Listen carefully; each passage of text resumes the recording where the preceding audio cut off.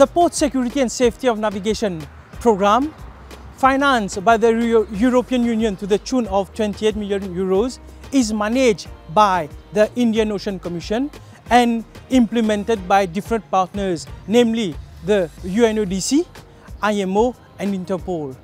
We have the pleasure to invite all our viewers to the beautiful city of Majinga to discuss on the role of women in the port safety and security in all our beneficiary countries. We have amongst us panelists from the private sector, public sector and non-governmental sectors. Also, we have students from the different universities of Madagascar coming here to participate in this debate. We are here at La Maison de la Culture of Majinga and we hope to have a fruitful forum debate with all the stakeholders and the participants here in Majinga, Madagascar. Thank you.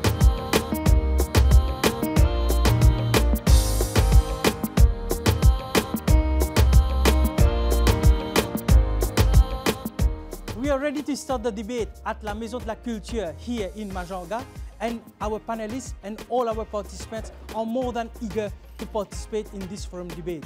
We are sure to get many ideas on how women can emancipate and participate more in the port and security sector here in Majinga and the region. Thank you.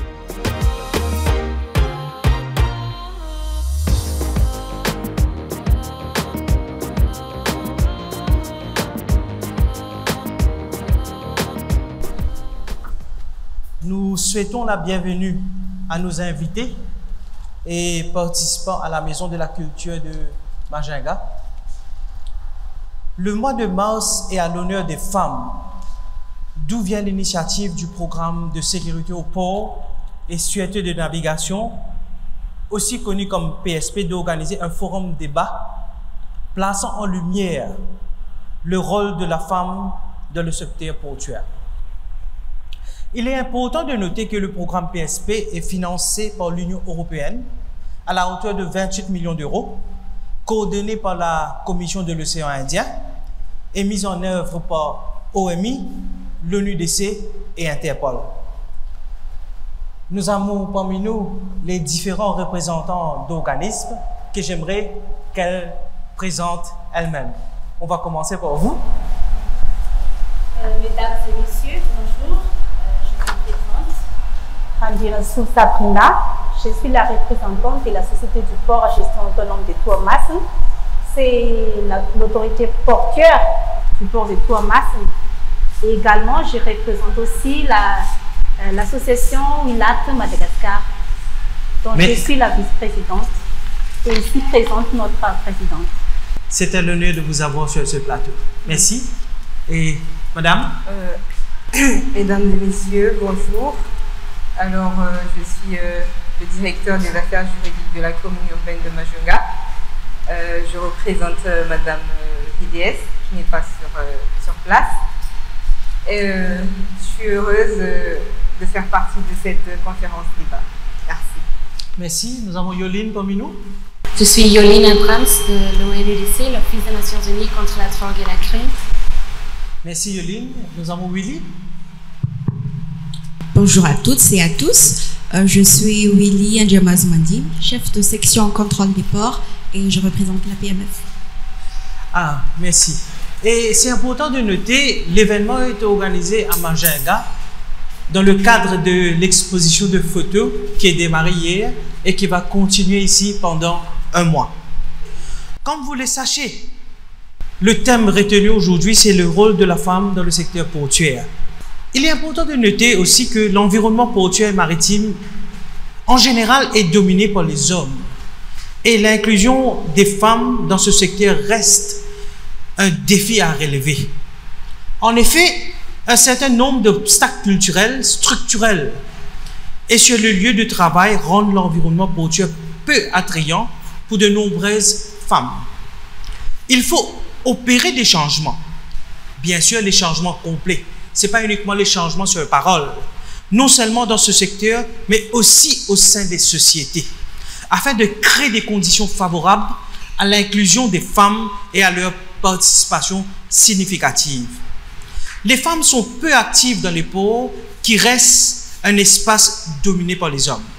Elles sont continuellement pénalisées par la discrimination, les obstacles juridiques et le harcèlement sur le lieu de travail, ce qui limite leur attitude à participer de manière significative aux industries maritimes et conduit à leur marginalisation et à leur exclusion. C'était comme introduction. On va rentrer sur le vif du sujet maintenant. Et on va aborder la première question avec Yoline, qui est dans ma droite. Vous avez travaillé avec le lycée pendant un long période de temps. La sous-représentation des femmes dans le secteur portuaire et l'industrie maritime n'a pas beaucoup progressé au cours des 10 dernières années.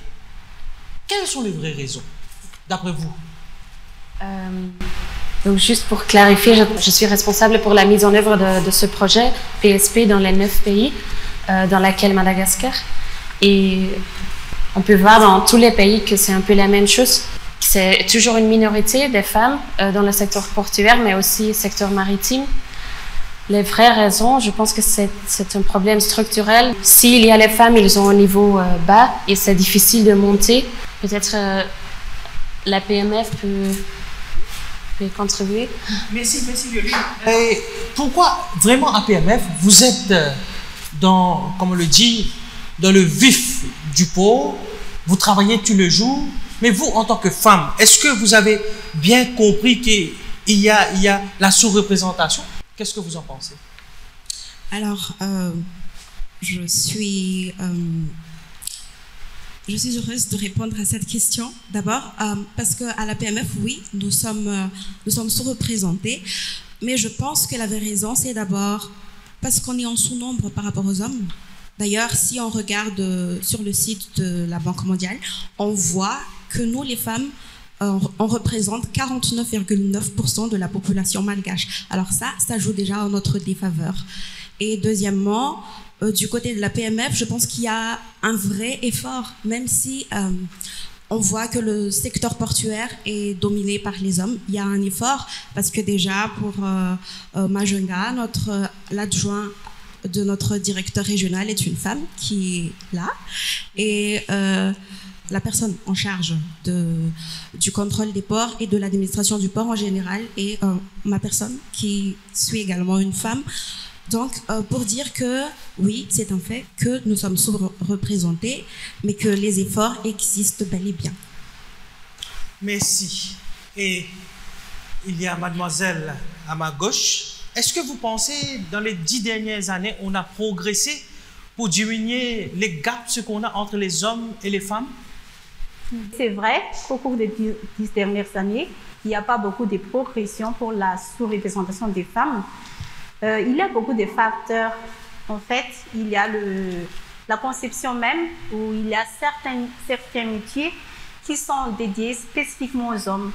Si on ne cite que le cas de marins, les lamaneurs, comme dans notre cas, dans le port, les lamaneurs sont tous des hommes. C'est également le cas de marins. C'est aussi, il y a l'exploitation portuaire qui nécessite beaucoup de force. Et il y a aussi d'autres facteurs. Pour le cas de Madagascar en général, l'insuffisance des écoles pour former les femmes dans les métiers portuaires et maritimes. Comme le cas de Majunga, on n'a qu'une seule école ici à Madagascar qui est dédiée spécifiquement pour ça. Merci. Maintenant, je veux poser une question à Madame la représentante du PDS. Et dans ce secteur historiquement dominé par les hommes que tout le monde connaît, ce n'est pas un tabou, c'est une réalité. Aujourd'hui, les femmes ne représentent que 1,2% de la main-d'œuvre mondiale des gens de mer. C'est d'après un rapport de Seafarers Workforce 2021. C'est relativement très récent. Comment soutenir les femmes dans ce secteur portuaire, madame? Qu'est-ce que vous en pensez? Je dirais plutôt que pour que les femmes soient considérées dans le secteur du métier en général, il faut déjà que les femmes s'imposent et montrent qu'elles sont capables de faire les mêmes métiers que les hommes. On est bien d'accord que les femmes de nos jours, c'est cette conception qui a été instaurée dès le début, que les femmes sont inférieures aux hommes, qui fait que nous sommes là en ce moment. Mais si les femmes s'impose et se montre qu'on a les mêmes forces et les mêmes capacités pour exercer les mêmes métiers, il n'y aura plus de discrimination, il n'y aura plus d'inégalité. L'égalité, elle va se faire de soi. C'est une question de principe. Il faut savoir que nous, les femmes, personnellement, moi, quand je définis une femme de caractère, c'est une femme qui assume ses actes et qui sait ce qu'elle veut. Moi, si je veux être marin, je peux l'être. Okay. Il faut d'abord que ça vienne de nous, les femmes. Mais du moment qu'on reste encore derrière les hommes et qu'on n'arrive pas à se montrer, on ne va jamais s'en sortir. Il faut avouer que derrière un homme qui réussit, il y a toujours une femme. Et que même le diable, il s'assoit pour apprendre des leçons. Ouais. Donc, c'est les femmes, la base. Les femmes, ça représente vraiment le peuple. Donc, pour qu'on puisse vraiment, je sais pas, être vu dans le monde du métier, il faut que ça vienne de nous. C'est nos propres initiatives. C'est comme ça qu'on va pouvoir s'en sortir. Mais sans ça, c'est cause perdue. Hein. Merci. Et je me tourne à Willy.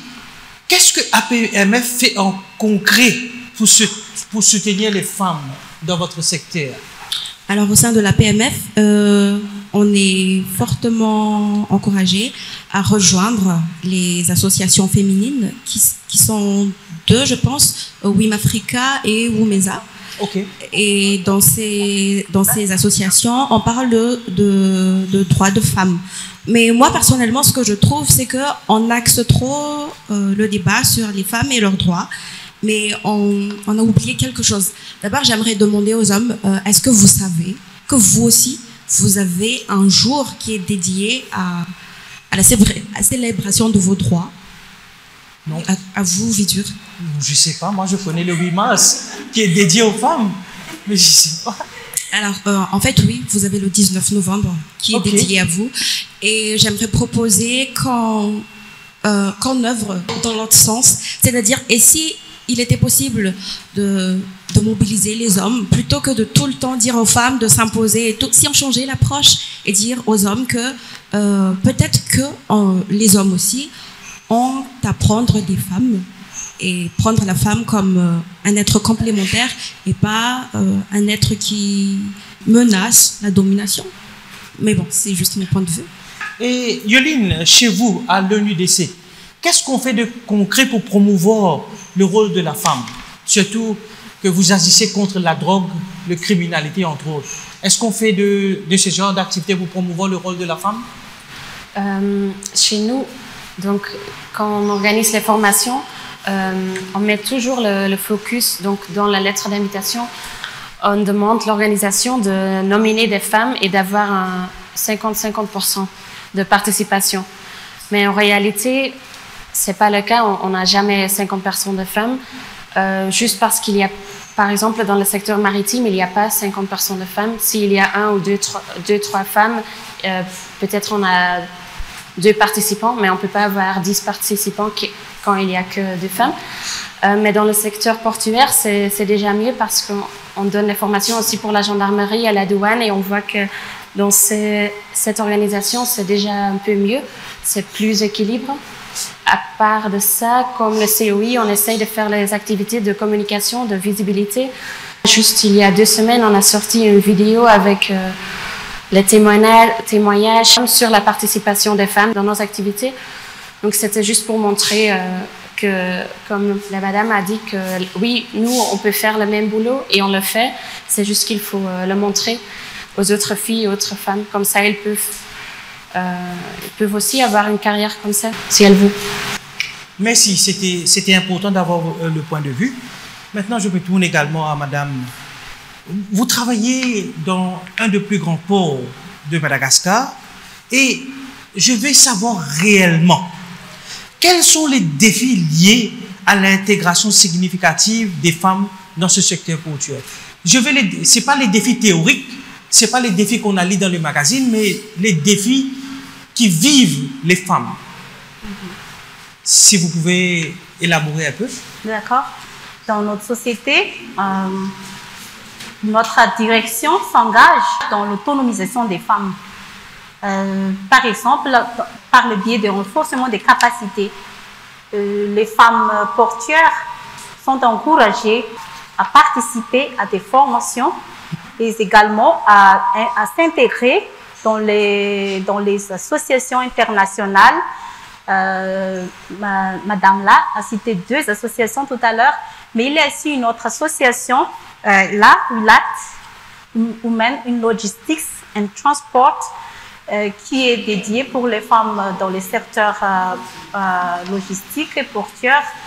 Et c'est une organisation qui encourage la femme à prendre des responsabilités, d'unir leurs forces pour arriver à briser cette domination masculine. Ce n'est pas dans le sens au détriment des hommes, mais dans le sens à donner pour plus de femmes plus de responsabilités. Et nos sociétés s'engagent également aussi à donner des postes de responsabilité à des femmes. Chez nous, il y a des femmes directeurs et il y a beaucoup de femmes qui tiennent des postes de responsabilité. Madame la représentante de PDS, on a beaucoup d'organisations qui œuvrent pour l'émancipation des femmes. Est-ce que créer des organisations, ça suffit? Non. Non, ça ne suffit pas. Comme je l'ai dit tout à l'heure, on peut créer et mettre en place plein d'organisations, institutions, enfin ce que vous voulez, mais du moment que la femme elle n'est pas acceptée à sa propre valeur et que les hommes n'acceptent toujours pas que les femmes, les hommes existent grâce aux femmes et que les femmes ce sont leurs piliers, on va pas aboutir à l'objectif visé au fait.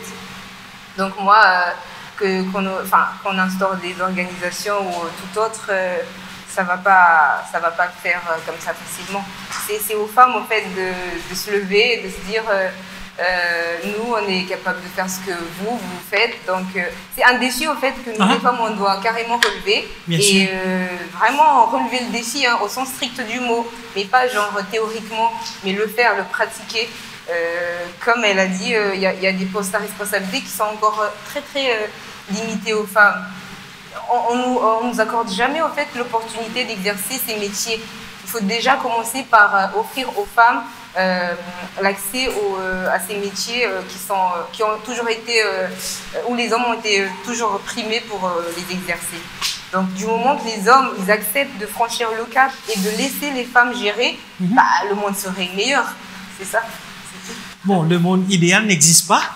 Je me tourne à Willy. Willy, vous travaillez à PMF depuis assez longtemps. Et concrètement, qu'est-ce que la PMF, comme vous avez souligné tout à l'heure, mais il y a aussi des problèmes liés pour avoir plus de femmes au rôle de responsabilité. Est-ce que vous pensez dans les 10 prochaines années, on peut avoir beaucoup plus de femmes dans les rôles de responsabilité à PMF ou bien dans les autres ports de Madagascar ou bien dans la région? Alors, du côté de la PMF, oui, c'est vrai en fait que les postes de responsabilité sont en majorité accordés aux hommes. Mais ce que je remarque, c'est qu'il y a beaucoup d'efforts dans ce sens. Okay. Parce que, à titre d'exemple, je vais citer la direction des infrastructures et du génie civil. À la tête, il y a une femme. Ok. Oui, une femme ingénieure, en fait. Et pour les ports aussi, la plupart des techniciens de la direction des affaires portuaires au siège sont des femmes. Mais le problème, c'est que, oui, dans les représentations régionales de la PMF, il y a minoritairement des femmes, mais il y a des efforts dans ce sens. Et j'ose espérer que d'ici 10 ans, il y aura plus de femmes au sein des ports. Merci. Yoline, on a parmi nous aussi les étudiants. Quels sont les meilleurs conseils que tu peux donner aux étudiants s'ils veulent prendre un rôle dans ce secteur portuaire? Est-ce que vraiment il y a de la place pour eux dans l'avenir? Oui, je pense, comme j'ai dit, donc les femmes sont sous-représentées, donc il y a beaucoup de progrès à faire. Et si on peut avoir les meilleurs étudiants féminins et masculins ensemble, les ports vont être mieux gérés. Et donc oui, je vous invite tous d'essayer de vous ouvrir, de voir toutes les opportunités dans le secteur portuaire maritime. Et je suis sûre qu'il va avoir un truc que vous avez aimé. Peut-être pas être marin ou être le directeur, mais il y a des autres choses entre les deux. On a les juristes, on a les douaniers, les policiers. Tout à l'heure, j'aimerais avoir le point de vue d'un étudiant qui étudie ici. Pour être marin, c'est rester loin de la famille pendant 3 mois, 4 mois, 6 mois. C'est pas facile aussi. J'aimerais avoir leur point de vue s'ils vont relever ce défi. Madame, est-ce que vous pensez qu'il y a de la place pour assez de femmes dans les ports? Ou bien il faut retirer les hommes pour avoir des femmes? Ou bien on peut cohabiter ensemble? Pour l'industrie portuaire, on peut cohabiter ensemble. On ne peut pas éliminer les hommes. On ne peut pas éliminer les hommes, même dans cette perspective de donner plus de place aux femmes. Il faut engager aussi les hommes. Bien sûr, bien sûr. C'est pas que les femmes qui doivent être dedans, mais les hommes aussi. Donc, il faut travailler ensemble pour que ça arrive. Et les défis de travailler, les hommes-femmes aussi, c'est une opportunité pour développer le port. Parce que les femmes aussi ont des initiatives. Elles ont beaucoup des ambitions. Donc, travailler ensemble, les hommes et les femmes, ce sera une force pour le développement du secteur portuaire, voire le secteur maritime. Merci, Madame la représentante du PDS. Vous êtes dans le domaine juridique. Et comment garantir la diversité des genres dans ce secteur portuaire et maritime? Est-ce qu'il y a des législations à passer? Expliquez-nous un peu. Ou bien, qu'est-ce qu'on peut faire de mieux? Ce qu'on peut faire de mieux, enfin, côté législation, je crois qu'il faut renforcer les lois sur protection sociale. Parce qu'on est bien d'accord que les femmes elles sont moins protégées, elles n'ont pas d'assurance dans le domaine du travail.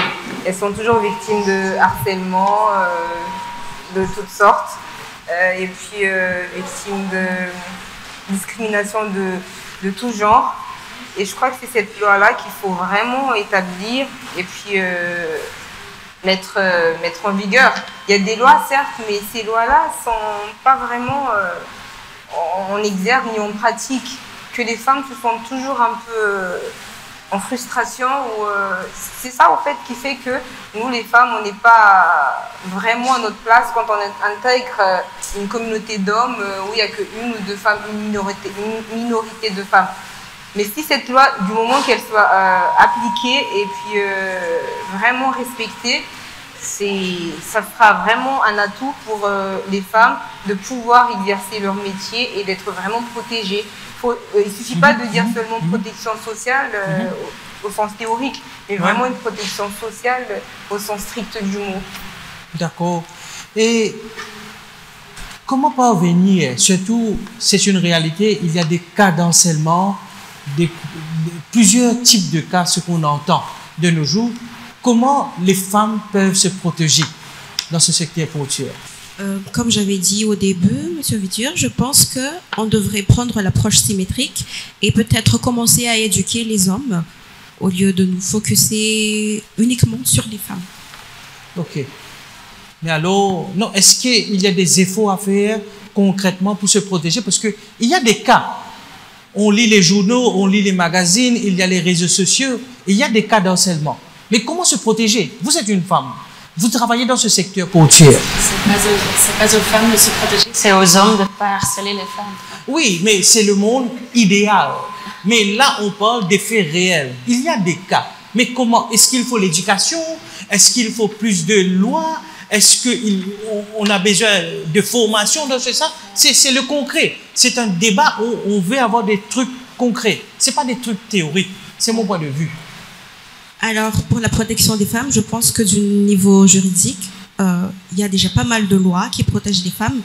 Mais, comme l'avait dit Yolienne, je pense que la base, c'est l'éducation des hommes et des femmes. Ok. Non, c'est noté parce que c'était important pour éduquer tout un chacun qui travaille dans ce secteur, qui rapporte gros que ce soit pour l'économie circulaire, que ce soit pour le pays, que ce soit pour la région, ça apporte gros, mais il faut qu'on ait vraiment une éducation pour promouvoir les genres de deux côtés et pour arrêter les harcèlements ou bien quoi que ce soit qui est lié aux femmes ou bien aux hommes. Maintenant, je viens à Yoline. Il y a vraiment un écart quand on regarde le rôle de la femme, les responsabilités comparativement à celles des hommes. Comment remédier à cela? Je pense qu'on a parlé de ça avec Madame la Présidente et c'est un peu la même chose qu'elle a dit, qu'il faut qu'on montre qu'on peut faire tous et il y a les différents types d'hommes, différents types de femmes et pas chaque personne est capable de faire un boulot très difficile physiquement. Et il y a aussi des hommes qui ne peuvent pas charger les conteneurs, par exemple. Et il y a les femmes qui peuvent le faire. Et il y a les femmes qui sont meilleures juristes ou meilleures en gestion de projet. Mais il y a donc, je pense qu'il faut un peu enlever la séparation entre les deux et juste mettre la bonne personne sur la bonne place et pas regarder le genre. Yoline a dit qu'il faut mettre la bonne personne à la bonne place. Est-ce que vous pensez dans le pot où on a ça? The right person in the right place, et que ce soit les hommes ou bien les femmes, on ne peut pas prendre une décision de mettre une femme expressément si elle n'est pas bonne dans sa place. Qu'est-ce que vous en pensez? Je pense que ce qui compte, ce n'est pas les genres, mais la compétence. Voilà. Donc, renforcer la capacité des femmes, c'est déjà une voie pour donner plus de compétences aux femmes. Et il faut que les femmes savent s'affirmer aussi combien elles ont confiance en elles, combien elles peuvent faire mieux comme les hommes aussi. Et si j'encourage déjà les femmes, parce qu'il y a aujourd'hui les nouvelles technologies qui peuvent aider les femmes à exceller aussi dans les domaines qui sont tellement techniques, comme dans le métier de l'exploitation. Donc, les nouvelles technologies, les femmes doivent déjà aussi s'intéresser à ça, exploiter comment utiliser les nouvelles technologies pour s'affirmer. Donc, ce qui compte, c'est la compétence, mettre la bonne personne à la bonne place. C'est irrespectif si c'est homme ou femme. Hein? C'est respectif, c'est homme ou femme, sans exception. Madame la représentante, est-ce que vous pensez qu'on doit garantir un certain pourcentage réservé aux femmes au détriment de la compétence? Est-ce que vous pensez qu'on doit garantir? Non, parce que, comme elles ont dit, c'est une question de compétence. On ne va pas mettre une femme à la tête d'une entreprise ou autre chose, or qu'elle n'est même pas compétente, elle n'a pas fait des études pour ça. Il faut déjà que ça soit un homme ou une femme, il faut déjà qu'elle soit compétente ou qu'il soit compétent pour exercer le métier. Et puis garantir un certain nombre de pourcentages, ça ne va pas nous aider, parce que si on veut par exemple 50 femmes, mais que seules 25 sont vraiment dans le bain et qui ont fait des études et tout ça, on ne va pas obliger d'autres femmes qui ne sont pas à la hauteur à intégrer, parce que ça sera le monde à l'envers. L'impact va être vraiment fatal, que ce soit pour les hommes ou pour les femmes. Il faut que ça soit une question d'études, d'analyse et tout ça. Il faut prendre en compte toutes ces petites choses qui fait que la femme soit capable et à la hauteur d'exercer les mêmes métiers que les hommes. Donc il ne faut pas imposer des chiffres et tout ça, parce que ça peut arriver que ce soit que des femmes qui puissent faire le boulot en question, et ça peut arriver qu'il n'y a que des hommes, mais sans considération aucune du genre, c'est tout. Merci, et je me tourne à ma droite. Willy, vous le savez, dans le port, il n'y a pas uniquement les gens qui sont liés, qui travaillent dans les conteneurs, dans le domaine marin, il y a aussi la gendarmerie, il y a aussi la douane, il y a aussi les autres stakeholders, comme on le dit, pour faire la réussite d'un port. Maintenant, quelles sont les recommandations, ce que vous pensez d'après vous, pour que les femmes soient mieux représentées de manière égale sur le plan de l'emploi dans ce secteur? Comme je dis là, c'est la gendarmerie, c'est la douane, c'est tout l'écosystème du pauvre. Qu'est-ce que vous pensez? Quelles sont les recommandations que vous pensez vous pouvez faire? Alors, j'aimerais emmener tout le monde à une analyse d'abord. Si on remarque à l'école, parmi les meilleures, ce sont toujours les filles, n'est-ce pas? Bon, I beg to differ on this. Ok, it's fine. Mais une fois sur le marché de l'emploi, ce qu'on remarque, c'est la plupart des postes à responsabilité sont occupés par les hommes. Peut-être qu'on devrait, analyser où est-ce que, comme where did we go wrong? Où est-ce que ça, elle est où la vis? Pourquoi on est arrivé à ce résultat-là? Donc, ce que je recommanderais plutôt aux femmes, d'abord de mon côté, d'après mon expérience et mes observations, c'est que nous devons travailler sur notre intelligence émotionnelle et avoir plus confiance en nous. Voilà ce que je recommande. Yolene, I just send you this question.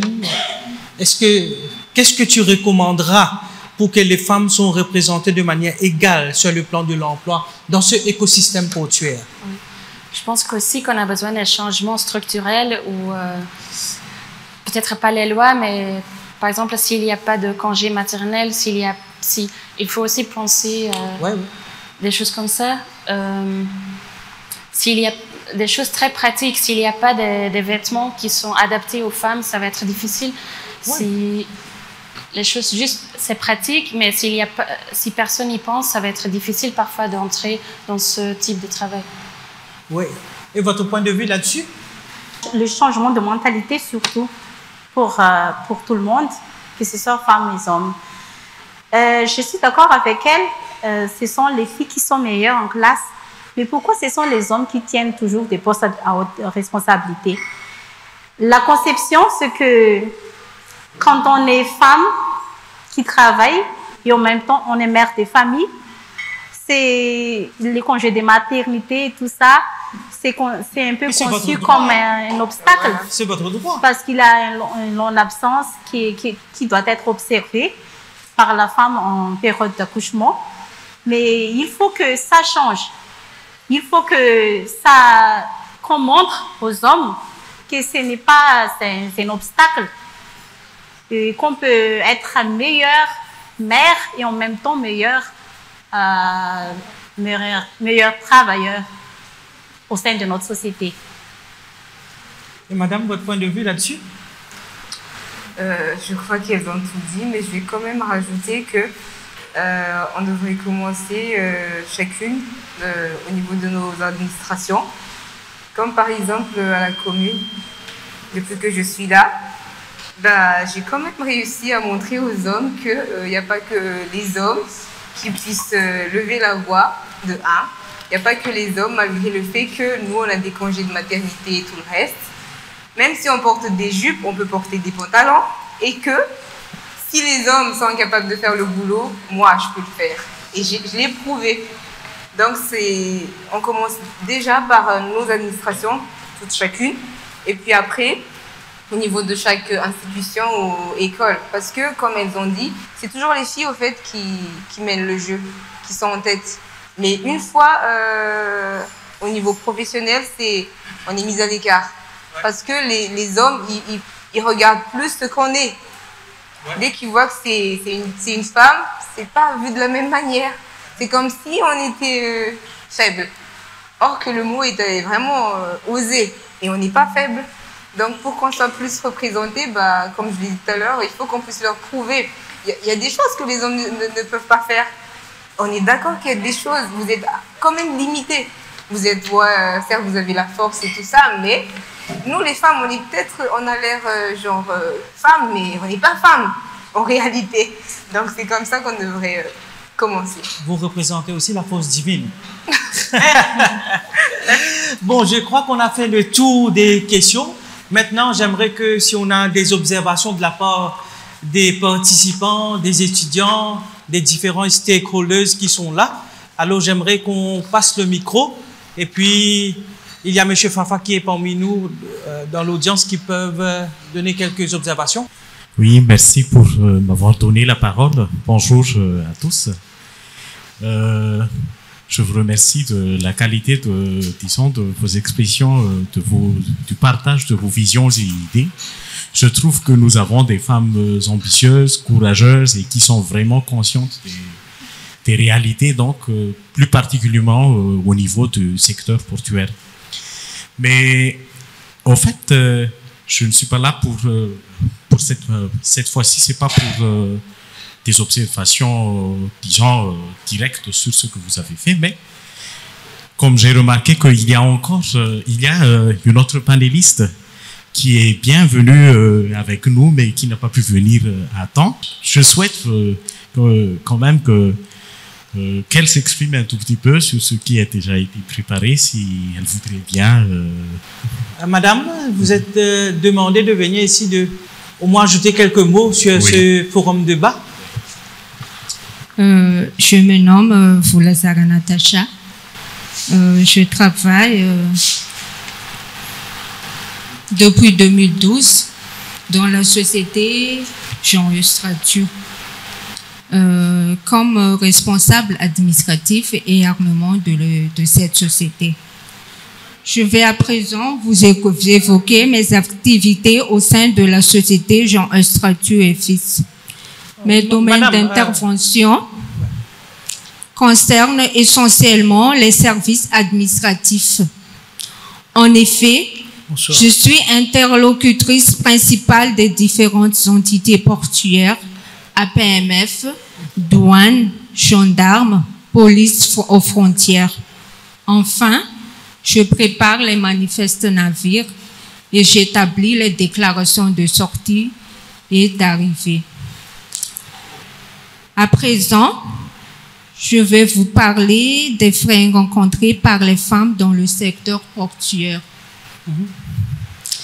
À Madagascar, et particulièrement à Madingue, les femmes sont peu actives dans le secteur maritime, qui reste un espace dominé par les hommes. En effet, certain nombre d'obstacles culturels, structurels et surtout le lieu de travail rendent l'environnement maritime peu attrayant pour de nombreuses femmes. Et en raison de ces obstacles historiques et culturels, de nombreuses femmes n'envisagent pas l'activité maritime. Et c'est ainsi que s'achève mon intervention. Merci de votre aimable attention. Merci beaucoup. Et bien sûr, comme vous connaissez, le format de ce forum de débat, c'est interactif.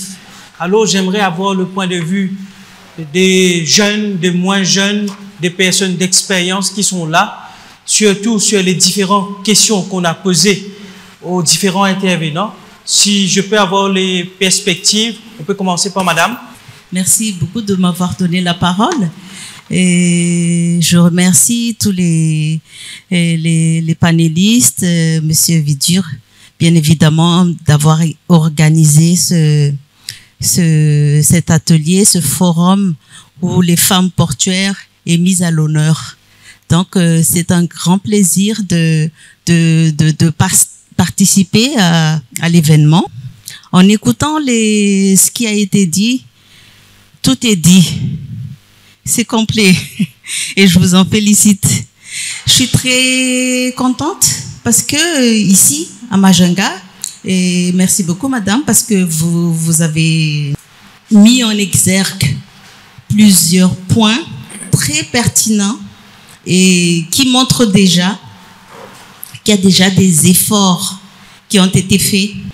Il y a déjà 2 associations qui a été dit tout à l'heure, mais il y a encore une autre. Donc, c'est la 3e association à Madagascar qui est une voie d'unir notre force à briser cette glace. Que nous, les femmes, nous sommes des faibles, nous ne sommes pas à la hauteur.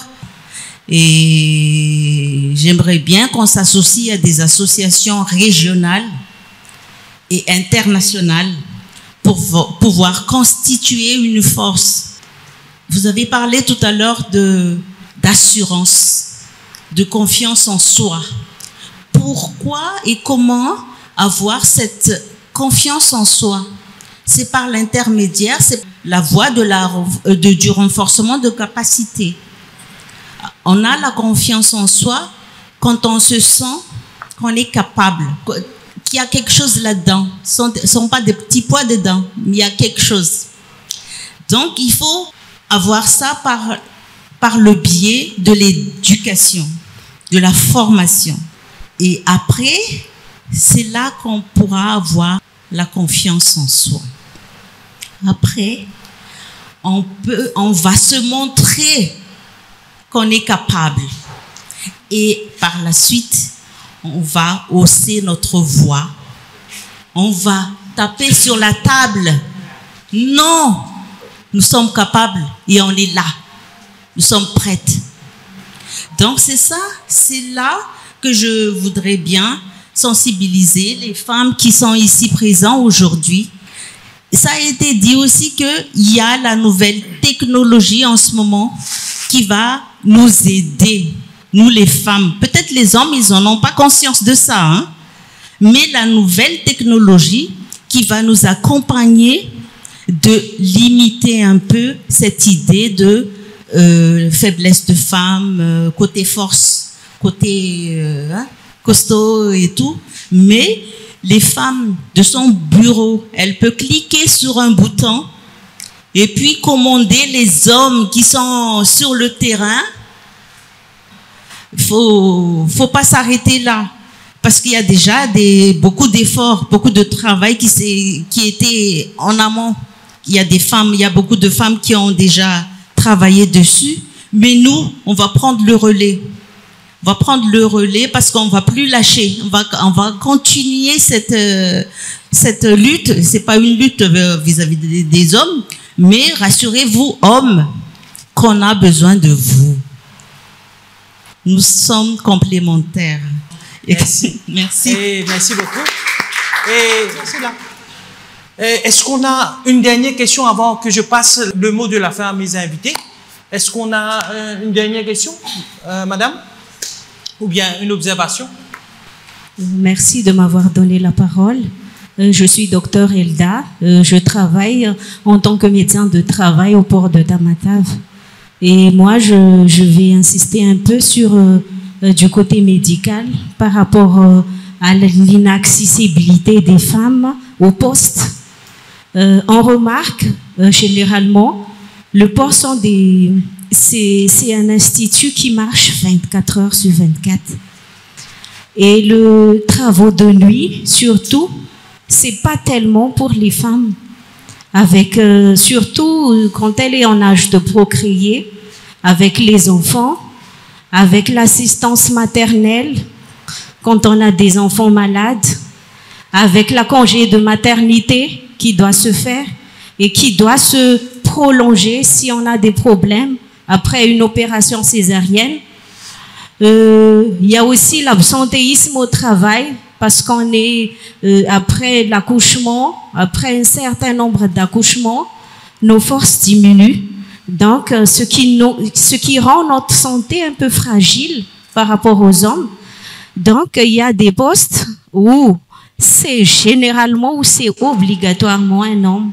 On peut pas, même si on a la compétence, il faut voir aussi notre disponibilité. S'il y a deux genres qu'on doit recruter au niveau d'une société, c'est sûr que la société va tenir compte. Elle est à quel âge? Elle a combien? Donc, on doit assister peut-être 2-3 congés de maternité avec elle.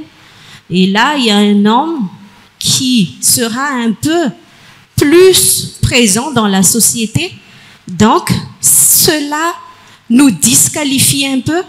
C'est pas qu'on n'a pas la compétence, ni on n'a pas les moyens pour exercer le métier, mais c'est notre disponibilité et notre accord qui nous rend un peu à côté par rapport au poste. Et moi, je propose donc la recommandation, c'est que, premièrement, par rapport à la maternité, il faut l'espacement des naissances. Parce que ça nous affaiblit. L'entretien de notre corps, il faut faire des sports régulièrement pour garder la forme. Parce que la fragilité nous rend indisponibles. Et ça pose des problèmes au niveau des patrons, tout ça. Et là, il y a le droit de la femme. Moi, je suis d'accord, mais psychologiquement, aux yeux des patrons, ils veulent que l'exploitation tourne, sans compter notre droit, c'est la nature qui nous donne cette opportunité, cet droit. Et il y a aussi la compétence. Moi, je propose donc qu'on se focalise surtout sur la mécanisation, si possible, dans les institutions portières, mécanisation des emplois des engins, limitation des heures de travail. Il faut respecter, par exemple, les 1 heure d'allaitement, par exemple, pour les femmes.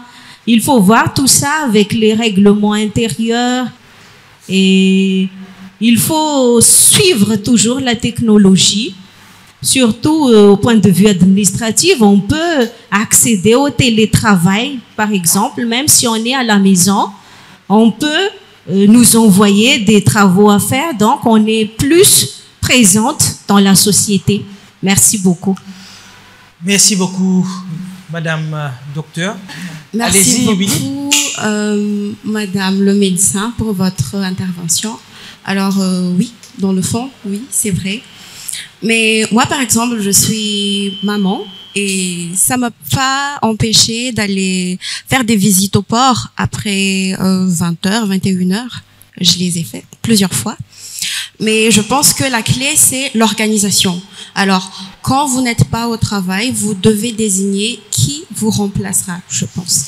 Et pour vous suppléer également, quand vous obtenez une assistance maternelle, il faudrait bien qu'il y ait quelqu'un pour vous remplacer. Et quant à la question de la mécanisation du travail, je pense qu'il n'y a que très peu de ports qui ont procédé à la mécanisation du travail au port. Comme port entièrement automatique, on a Hambourg et l'autre en Chine, là, qui vient juste d'ouvrir, je m'en souviens pas le nom, mais pour Hambourg, c'était pour des raisons purement financières qu'ils l'ont fait. Alors, vu que la charge de travail, les dépenses liées au poste salarial étaient très élevées, ils ont dû recourir à la technologie et remplacer certains travaux par des machines. Mais à Madagascar, c'est pas encore le cas. Il y a pas mal de personnes qui sont au chômage ici.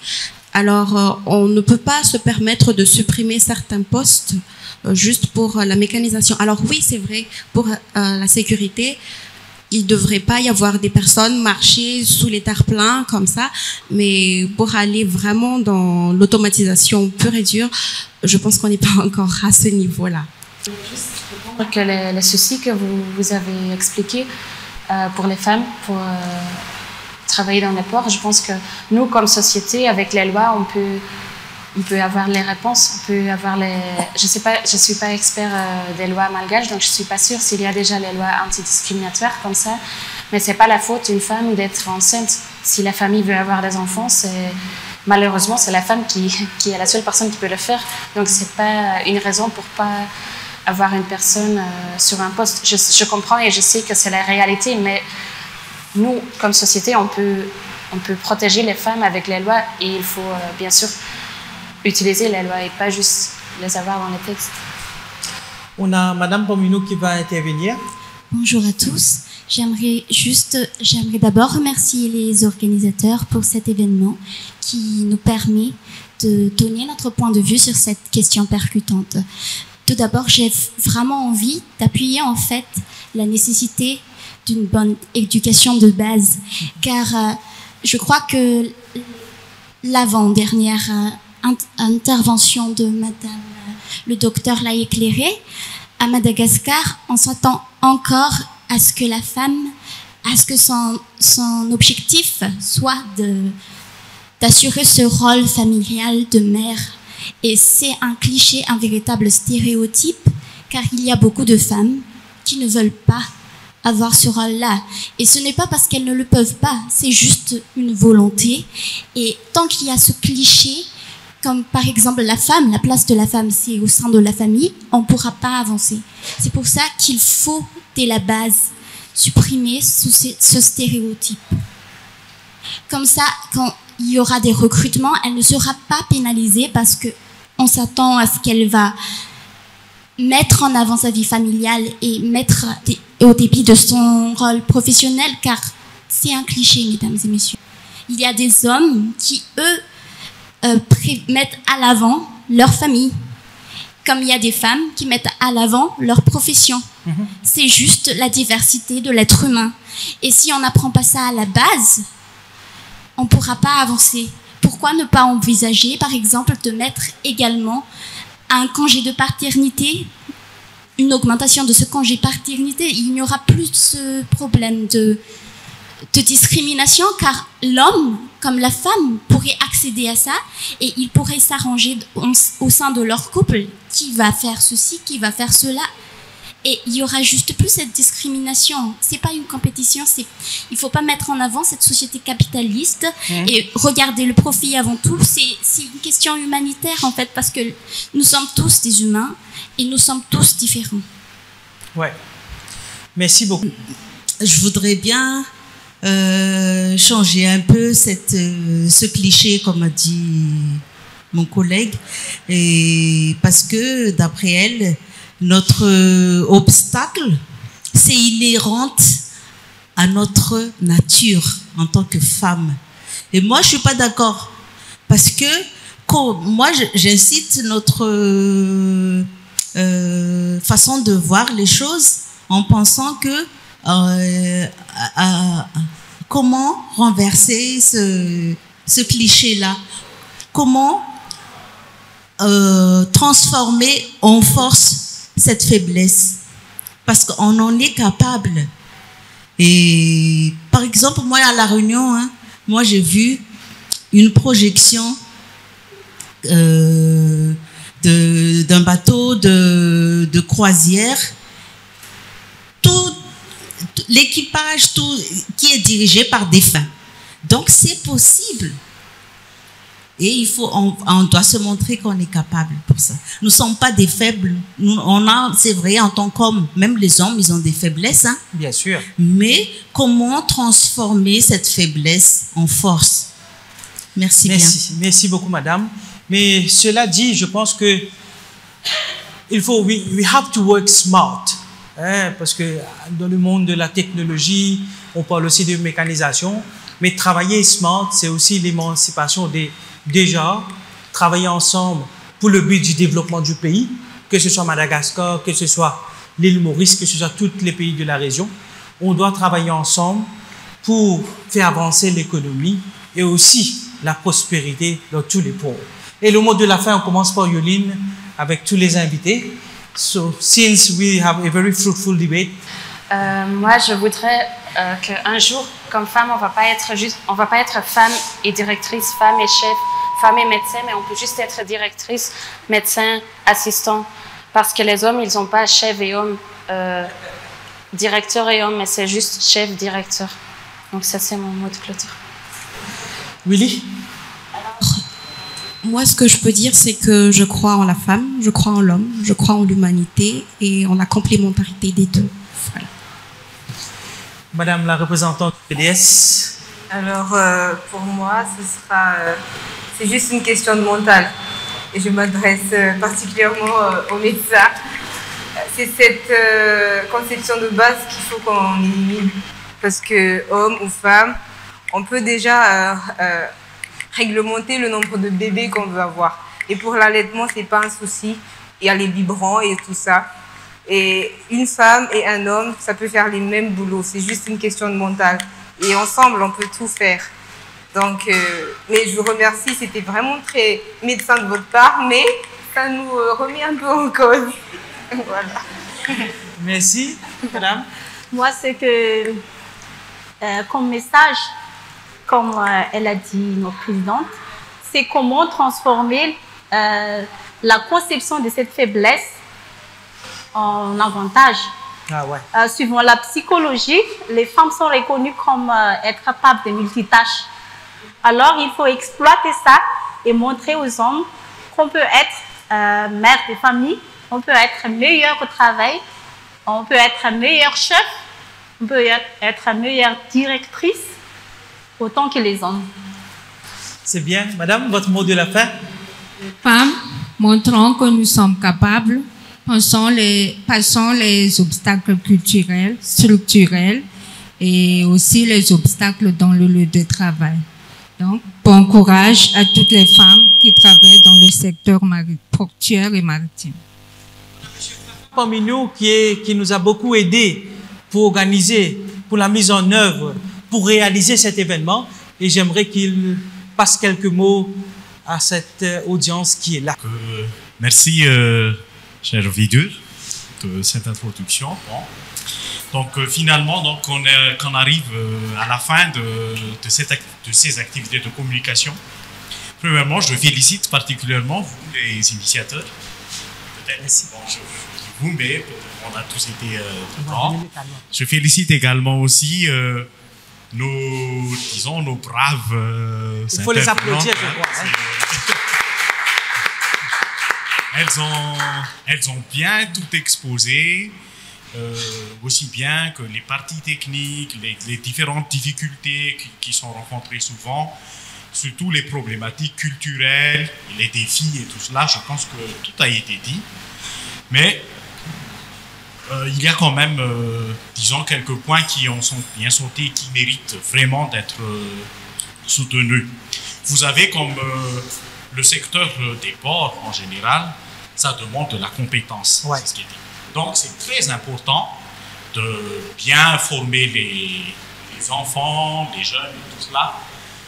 Et pour que, après qu'ils prennent des responsabilités, et pour qu'ils puissent, après, non seulement accomplir correctement leurs activités, mais pour qu'ils puissent montrer à tous les autres qu'ils ont vraiment le mérite, quoi. Parce que c'est un travail, comme ça a toujours été réitéré tout le temps, qu'on a besoin de beaucoup plus de reconnaissance de mérite. Parce qu'on a parlé tout à l'heure de protection de la femme. En fait, dans les métiers, tout le monde est protégé. Et surtout dans le secteur des ports, disons, c'est un secteur d'activité qui a beaucoup de réglementation, qui a beaucoup de structures dedans. Et d'ailleurs, chez nous, à la PMF, lorsqu'on nous a parlé, on est très fiers de nos collègues féminines qui sont dedans, particulièrement Niande et Willy, qui sont présentes tout le temps pour cet événement. Ce sont toutes des autres, parmi donc nos cadres aussi, qui sont bien qualifiés pour les métiers. Ils ont bien montré d'ailleurs, et je leur remercie particulièrement. On a dit tout à l'heure qu'on demande beaucoup de nous en tant qu'administration, donc civile portuaire et maritime, pour véhiculer, pour faire des efforts dans le sens de la responsabilisation davantage des femmes, d'où justement l'importance de telles activités comme ce que nous venons de faire. Et compte tenu du fait que, bon, il a été mentionné que quelquefois, il y a toujours cet aspect stéréotype à Madagascar. Personnellement, moi je trouve que c'est très bien de continuer ce que nous avons fait, non seulement ici à Mahazan, mais peut-être si on peut faire quelque chose d'identique dans une ville portuaire de Madagascar, ce serait très bien, parce qu'on voit à travers tout ce que nous avons passé ces deux derniers jours, plus particulièrement, que les femmes sont très motivées, elles sont intéressées et elles sont prêtes justement à montrer donc leur complémentarité avec nous les hommes. Et d'ailleurs, nous en sommes fiers aussi, parce que vous voyez, nous sommes aussi présents. Exactement, exactement. Donc, merci beaucoup pour tout ce que vous avez fait, et merci à la COI, à l'ONU d'ici, à tous les partenaires, de même à tous les partenaires ici, aussi bien ici, à Madame. Merci pour vous qui avez bien accepté de participer à ces événements qui sont qui étaient bienvenus de loin pour célébrer non seulement la femme, mais surtout pour promouvoir donc, notre secteur si cher. Bon. Sur ce, je vous remercie. Merci. Merci beaucoup, M. Fafa. Merci beaucoup. Merci infiniment. J'aimerais donner un petit cadeau aux femmes panélistes. On va commencer par Yoline, un des participants. Merci. Merci d'être venu. Et merci d'être un de nos panélistes. Ce n'est pas un grand cadeau, Willy, mais c'est a token of remembrance. Merci. Vous allez souvenir du projet. Et merci d'être là. Madame la représentante, merci d'être parmi nous aujourd'hui. C'est un plaisir. Merci. Le jeune loup, comme on le dit, mais avec beaucoup d'intelligence. Merci d'animer cette forum débat. Madame est venue en retard, mais avec des points pertinents. Merci. Merci d'être parmi nous. Merci.